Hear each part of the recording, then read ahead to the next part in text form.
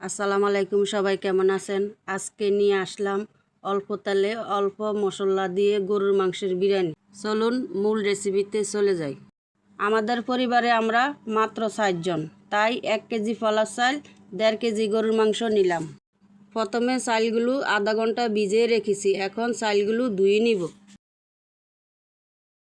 মাংসগুলো ভালো করে ধুয়ে নিব। আদা রসুন বেটে নিব। এখানে আদা রসুন বাটা, লবণ, বাদাম বাটা, জৈত্রিক, জয়ফল, সাদা গোলমরিচ। তারপর দিলাম 3 চামচ টক দই,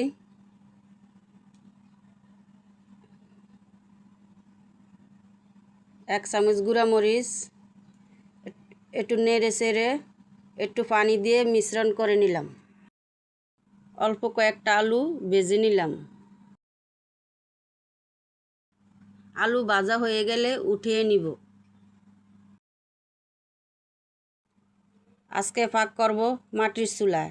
পাতিল বসিয়ে তেল গরম করে তেজপাতা, লং, এলাচি, দারুচিনি দিয়ে দিলাম।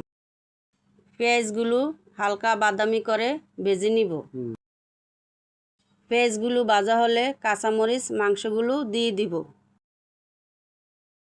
মাংসগুলো কিছুক্ষণ কষানো হলে মশলাগুলো দিয়ে দিব।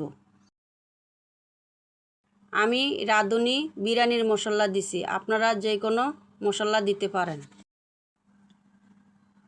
একটু কষানো হলে দুধ, সস দিয়ে দিলাম। মাংস আমার কষানো হয়ে গেছে, এখন চাউল দিয়ে দিব। 2 লিটার গরম পানি দিয়ে নেড়ে চেড়ে ঢাকনা দিয়ে দিলাম। ঢাকনা উঠে একটু নেড়ে চেড়ে দিলাম। পানিগুলা শুকিয়ে গেলে আলুগুলা দিয়ে দিলাম। এখন দমে দিয়ে দিব।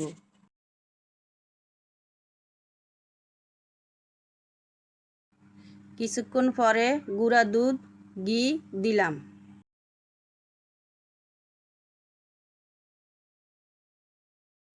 নেড়ে চেড়ে উঠিয়ে নিলাম। তৈরি হয়ে গেল আমার গরুর মাংসের বিরিয়ানি। ভুল হলে ক্ষমা দৃষ্টিতে দেখবেন। ভিডিওটি দেখার জন্য সবাইকে ধন্যবাদ।